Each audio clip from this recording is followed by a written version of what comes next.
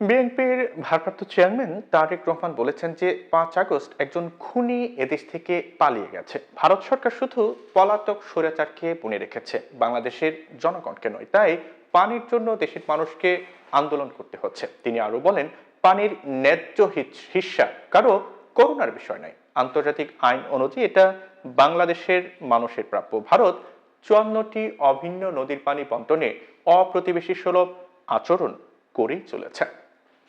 মঙ্গলবার বিকেলে জাগো বাহে তিস্তা বাঁচায় ব্যতিক্রম ধর্মী আন্দোলনের টানা 48 ঘন্টা অবস্থান কর্মসূচির দ্বিতীয় দিনে ভার্চুয়ালি সংযুক্ত হয়ে তিনি এসব কথা বলেন। তিস্তা নদী রক্ষা আন্দোলনের মুখ্য সমন্বয়কারী বিএনপির কেন্দ্রীয় কমিটির সাংগঠনিক সম্পাদক ও লালমনিরহাট জেলা বিএনপির সভাপতি অধ্যক্ষ আসাদুল হাবিব দুলু সভাপতিত্ব করেন।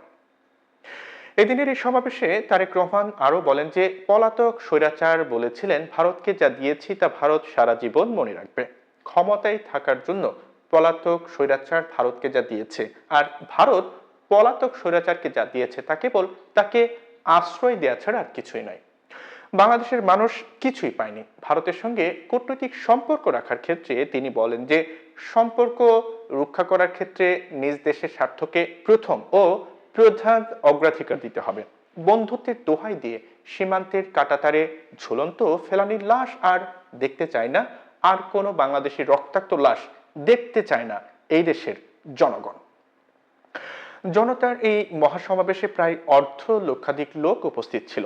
অন্তর্বর্তীকালীন সরকারের উদ্দেশ্যে বিএনপির ভারপ্রাপ্ত চেয়ারম্যান বলেন যে কোনো হঠকারী সিদ্ধান্তের কারণে যেন স্বৈরাচার ও খনির দলের পুনর্বাসন না হয়, এজন্য সবাইকে সতর্ক থাকতে হবে, ঐক্যবদ্ধ থাকতে হবে অতীতের মতন।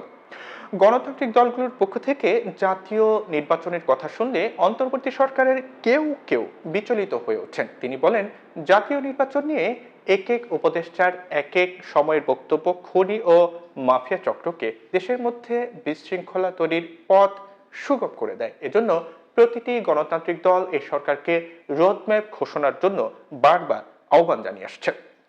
এদিকে জাগো বাহে তিস্তা বাঁচাই আন্দোলনের টানা 48 ঘন্টা অবস্থান কর্মসূচির দ্বিতীয় দিনে পদযাত্রা, তিস্তা নদী হেঁটে পার হওয়া ও মঞ্চে ভাওয়াইয়া গান পরিবেশিত হয়। বেলা 11টায় লালমনিরহাটের তিস্তা সড়ক সেতু হতে পদযাত্রা শুরু হয়ে তা কাউনিয়া পয়েন্টে গিয়ে শেষ হয়ে পরে পদযাত্রাটি ফিরে আসে লালমনিরহাট সেতু এলাকায়।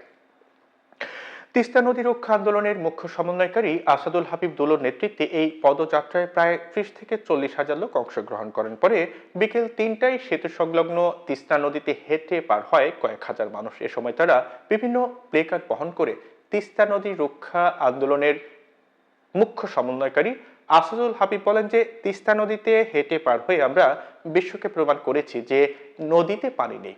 তিস্তা সড়ক সেতু ও রেল সেতুর মাঝামাঝি এলাকায় চরে দিনভর বিভিন্ন গ্রামীণ খেলায় মেতে ওঠেন এখানকার মানুষজন।